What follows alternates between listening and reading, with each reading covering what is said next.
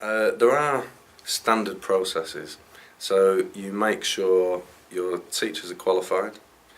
There's a clear scheme of work that relates to what the relevance of the group you're teaching to and the accreditation outcomes. There's a weekly or sessionally session plan. There's an evaluation after the session, what worked, what didn't work, what can change for next week. You have a system where your teachers aren't just left to it because you think they're great and you trust them. You actually have a continuous improvement system, much as you do with your beneficiaries, with your staff.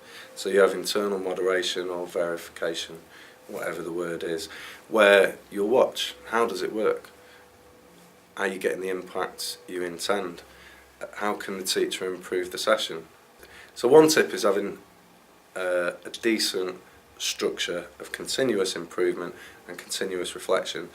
Another really big one a lot of people miss out on is incorporating student feedback. So I've seen a lot of feedback forms which are, do you feel more confident? Yes. How did you get on with the course? Good. Was the teaching good? Yeah.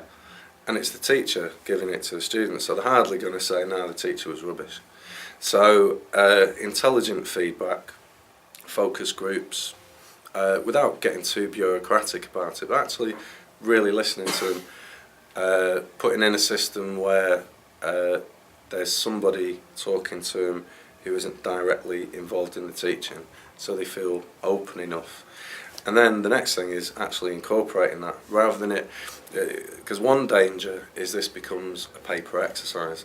So your teachers have got tons of paperwork to do, don't really understand why they're doing it.